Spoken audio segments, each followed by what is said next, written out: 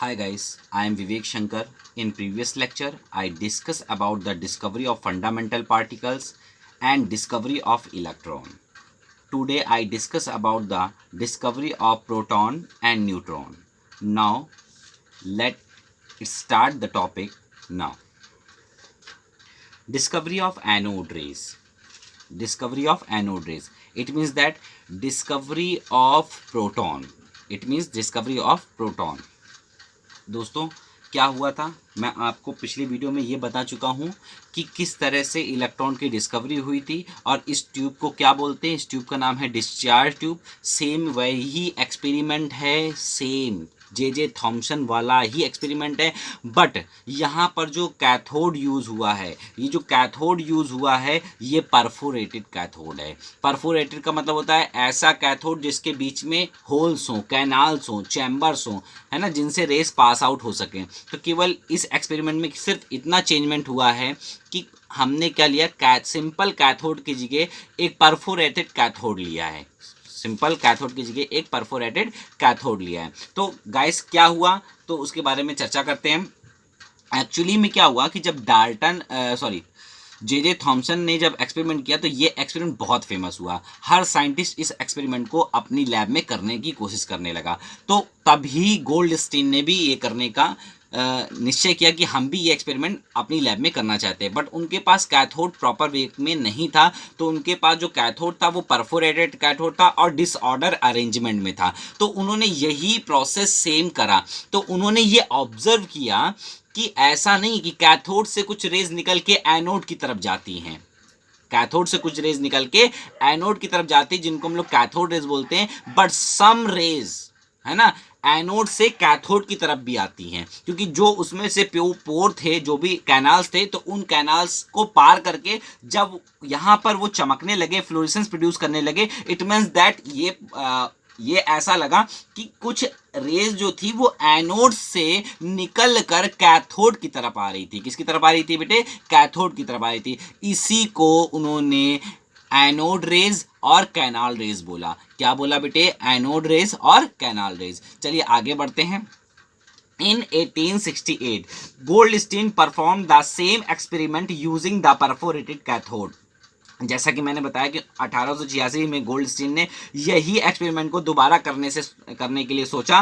तो पर उन्होंने यूज किया कैथोड को, कैथोड की जगह उन्होंने परफोरेटेड कैथोड यूज किया। तो perforated cathode and found that rays are not only traveling from cathode to anode but simultaneously also traveling from anode to cathode and passes through holes or canals of the cathode which are termed as canal rays और anode rays. इसी को उन्होंने क्या बोला?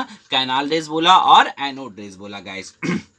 अब बात करते हैं हम लोग इसके कैरेक्टरिस्टिक्स की कि भाई कैथोड रे की कैरेक्टरिस्टिक्स क्या होते हैं, या फिर है कैथोड रेज के कैरेक्टरिस्टिक्स ऑफ कैथोड रेज।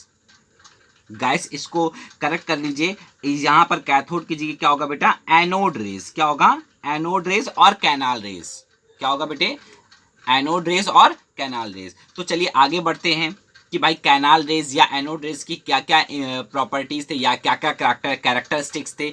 इन्होंने भी सेम वही किया जो प्रॉपर्टीज कैथोड रेज की होती है, सेम वही प्रॉपर्टीज एनोड रेज की भी होती है बेटे। जो प्रॉपर्टीज सेम किसकी होती है? कैथोड रेज की होती है, वही सेम प्रॉपर्टीज एनोड रेज की होती है, बट कुछ डिफरेंट होता है। बस कुछ क्या होता है बेटा? डिफरेंट होता है। डिफरेंट क्या होता है उसके बारे में जानेंगे, क्योंकि हम पिछले वीडियो में उन बातों को चर्चा में पहले कर चुके हैं कि भाई कैथोड रेज की जो प्रॉपर्टीज थी वो क्या थी। अगर आप बोलते हो तो मैं अभी आपको तुरंत बता देता हूं कि भाई कैथोड रेज की प्रॉपर्टीज क्या थी। वैसे पहले तो मैं ये बता दूं कि आपको जो कैरेक्टरिस्टिक्स आप पढ़ने जा रहे हो एक्चुअली में वो कैरेक्टरिस्टिक्स हैं एनोड रेज के। किसके कैरेक्टरिस्टिक्स हैं? एनोड रेज के। चलिए आइए देखते हैं। They have same properties of cathode rays, only difference is that, मतलब इनकी जो प्रॉपर्टीज थी वो बिल्कुल सेम थी किसके? कैथोड रेज की तरह। अब गाइस आपको मैं एक बार फिर से रिपीट करा देता हूं कि कैरेक्टरिस्टिक्स ऑफ कैथोड रेज क्या थी, वो भी जान लीजिए, क्योंकि पिछले वीडियो में मैं ये बोल चुका हूं, मगर फिर भी मैं आप चाहता हूं कि इस वीडियो में भी आपको मैं वो डिस्कस करूं, ताकि आपको बार बार सुनने से वो चीजें लर्न हो जाएं, याद हो जाएं। तो चलिए देखिए पहली प्रॉपर्टीज क्या थी। पहली प्रॉपर्टीज थी cathode rays travel in straight line with very high velocity and produce shadow of the object placed in their path। इसका मतलब ये था कि जो कैथोड रेज होती हैं वैसे ही एनोड रेज भी बिल्कुल स्ट्रेट लाइन में ट्रेवल करती हैं और बहुत हाई वेलोसिटी के साथ, बहुत ज्यादा हाई वेलोसिटी के साथ, एंड ये शैडो प्रोड्यूस करती हैं। अगर किसी ऑब्जेक्ट का ये शैडो प्रोड्यूस करती हैं अगर उस ऑब्जेक्ट को इनके पाथ में रख दिया जाए, है ना बेटे। अगर उसको कोई भी ऑब्जेक्ट को आप उनके पाथ में रखोगे, एनोड रेस के पाथ में रखोगे या कैथोड रेस के पाथ में रखोगे, तो वो उसकी क्या बना देंगे, उसकी वो शैडो बना देंगे। क्या बना देंगे बेटा, शैडो बना देंगे। तो इनका ये पहला कैरेक्टरिस्टिक था। दूसरा कैरेक्टरिस्टिक्स क्या था, cathode rays produce mechanical effect. It means that मैंने आपको यहां पर पहले ही बता रखा था कि ये कैथोड रेस की तरह सेम एनोड रेस भी जो होती हैं वो मैकेनिकल इफेक्ट को भी शो करती हैं। किसको शो करती हैं, मैकेनिकल इफेक्ट को भी वो क्या करती हैं बेटे, शो करती हैं। कैसे, अगर मैं कोई स्मॉल पैडल व्हील इनके बीच में रख दूं, यहां लगा दूं स्मॉल पैडल व्हील, तो ये क्या करेंगी, उसको रोटेट करा देंगी। क्या करा देंगी, रोटेट करा देंगी। और रोटेट कराएंगी तो मतलब इनके पास भी मास है, इनके पास भी बेटे क्या है, इनके पास भी मास है। इससे हमें ये पता चल जाएगा। थर्ड जो पॉइंट क्या था बेटा, मैंने बताया था आपको कि इलेक्ट्रिकल और मैग्नेटिक फील्ड जब आप अप्लाई करते हो, है ना, डिस्चार्ज ट्यूब के ऊपर, तो ये रेज डिफ्रैक्ट हो जाती हैं। कैथोड रे जो थी वो पॉजिटिव प्लेट की तरफ टूवर्ड्स क्या करती थी बेटे, पॉजिटिव प्लेट की टूवर्ड डिफ्रैक्ट होती थी, और ये नेगेटिव प्लेट की तरफ डिफ्रैक्ट होती हैं। कौन बेटा, एनोड रेस या कैनाल रेस। ठीक है। एंड फोर्थ पॉइंट क्या था कि जो एनोड रेस क्रिएट्स फ्लोरेसेंस, और वैसे ही कैथोड रेस भी फ्लोरेसेंस क्रिएट करती हैं और एनोड रेस भी करती हैं। फिफ्थ पॉइंट मैंने बताया था कैथोड रेस, है ना, penetrates through the thin sheets of aluminium metal. तो बिल्कुल कैथोड रेस की तरह एनोड रेस भी क्या करती हैं, पतली सी एल्युमिनियम शीट को भेद देती हैं। पेनिट्रेट का मतलब होता है बेटा भेद देना, पार चले जाना, आर पार निकल जाना। ठीक है। इसी तरीके से उनकी भी सेम क्या थी बेटा, कैरेक्टरिस्टिक्स थे। बट अब मैं बात करता हूं क्या क्या डिफरेंस थे, क्या क्या डिफरेंस थे। तो पहला डिफरेंस क्या था, they diffracted toward negative plate of the field. ये कहां डिफ्रैक्ट होती थी बेटा, negative plate of the field, which indicates that they are positively charge. जिससे ये पता चल जाता था ये पॉजिटिवली चार्ज से मिलकर बनी। किससे मिलकर बनी बेटे, पॉजिटिवली चार्ज से मिलकर बनी है। सेकंड क्या था बेटा, E/M ratio for anode is smaller than that of cathode. मतलब जो इसका E/M रेशियो होता था वो एनोड का हमेशा कम होता था कैथोड रेस से, दैट इज इलेक्ट्रॉन। क्योंकि वहां पर क्या था बेटा, इलेक्ट्रॉन था, यहां पर क्या है, प्रोटॉन है। यहां हम किसकी बात कर रहे हैं, प्रोटॉन की बात कर रहे हैं। ठीक है। तीसरा क्या उनमें डिफरेंस था, तीसरा डिफरेंस था स्पेसिफिक चार्ज। मतलब E/M of anode rays depend upon the nature of gas taken in the tube। मतलब जब आप इलेक्ट्रॉन के बारे में बात करते हो तो E/M रेशियो बिल्कुल कांस्टेंट रहता है, वो किसी भी गैस के लिए चेंज नहीं होता। बट प्रोटॉन के केस में वो चेंज होता है। क्योंकि सोचिए कि आप ये बताइए कि जो चार्ज है वो तो सेम रहने वाला इलेक्ट्रॉन और प्रोटॉन पे, चेंज क्या हुआ बेटा, मास। चेंज क्या हुआ बेटा, मास। मास चेंज हो गया भाई, इलेक्ट्रॉन का मास अलग है और प्रोटॉन का मास अलग है। इसलिए वो क्या होगा बेटा, वो कभी भी E/M रेशियो डिपेंड करेगा कि जो भी आपने डिस्चार्ज ट्यूब में गैस ले रखी है उसके अकॉर्डिंगली वो क्या होगा बेटा, अलग अलग वो वैल्यू शो करेगा E/M रेशियो की,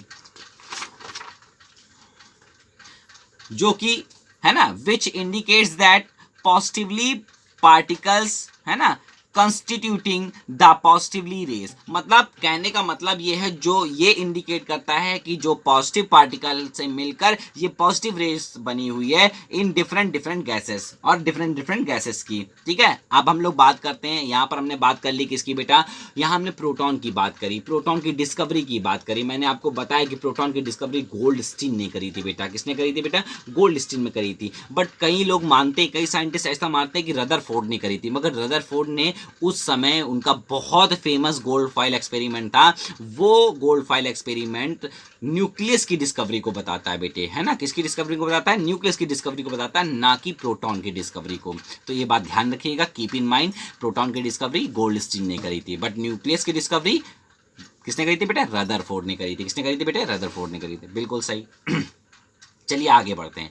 आगे में हम लोग क्या बात करते हैं? Discovery of neutron. भाई न्यूट्रॉन की डिस्कवरी कैसे हो गई? तो इन 1932, मतलब अभी 100 साल भी नहीं हुए न्यूट्रॉन की डिस्कवरी को, 1932 की बात हो रही है और अभी 2032 भी नहीं आया, बहुत दूर है ना। तो इसका मतलब ये हो गया कि भाई 100 साल भी नहीं हुए न्यूट्रॉन की डिस्कवरी को। तो इन 1932 James Chadwick was bombarding thin sheets of beryllium with alpha particle. उन्होंने बेरिलियम की थिन शीट ली और उस पर अल्फा पार्टिकल की बम्बार्डिंग करा दी, है ना। तो कैसे बम्बार्डिंग करी? अल्फा, जो यहाँ बेरिलियम की थिन शीट ली, अल्फा पार्टिकल की बम्बार्डिंग कराई, तो उन्हें न्यू एलिमेंट मिला, वो था बेटा कार्बन। क्या था बेटे?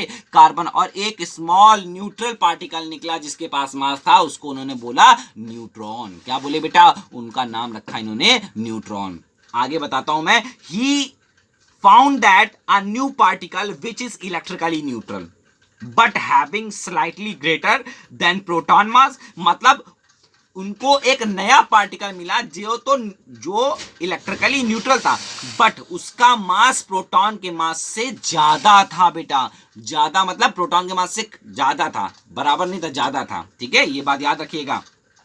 Proton is neutron is heavier than proton. Neutron is heavier than proton, ये बात याद रखिएगा बेटे, है ना। ये याद रखने वाली बातें हैं,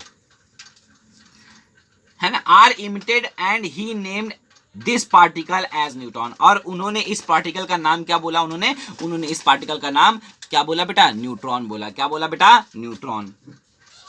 So electron, proton and neutrons are the fundamental particles present in the atoms except hydrogen। अच्छा एक चीज और मैं आपको बता दूं, आप जान गए डिस्कवरी किसकी डिस्कवरी जान गए। आप डिस्कवरी जान गए भाई इलेक्ट्रॉन की डिस्कवरी कैसे हुई थी। आप ये भी जान गए प्रोटॉन की डिस्कवरी कैसे हुई थी। आपको मैंने ये भी बता दिया भाई न्यूट्रॉन की डिस्कवरी कैसे हुई थी। अब ये जब फंडामेंटल पार्टिकल्स बने या पता चले कि भाई ये फंडामेंटल पार्टिकल्स भी होते हैं, तब आप ये बताया गया कि भाई इलेक्ट्रॉन, प्रोटॉन और neutron are the fundamental particle. जो न्यूट्रॉन, इलेक्ट्रॉन, प्रोटॉन है, ये फंडामेंटल पार्टिकल हैं और ये प्रेजेंट रहते हैं एटम में, सभी एटम में प्रेजेंट रहते हैं एक्सेप्ट हाइड्रोजन, क्योंकि हाइड्रोजन में केवल प्रोटॉन और इलेक्ट्रॉन होता है, न्यूट्रॉन एब्सेंट होता है, न्यूट्रॉन नहीं होता बेटा। ये याद रखना, बहुत इंपॉर्टेंट चीज मैंने यहां बताई है कि हाइड्रोजन एटम में मतलब हाइड्रोजन के 3 आइसोटोप्स भी होते हैं, प्रोटियम, ड्यूटेरियम और ट्राइटियम। तो प्रोटियम की बात कर रहा हूं। प्रोटियम में केवल इलेक्ट्रॉन और प्रोटॉन होता है, न्यूट्रॉन एब्सेंट होता है बेटा। न्यूट्रॉन क्या होता है बेटे?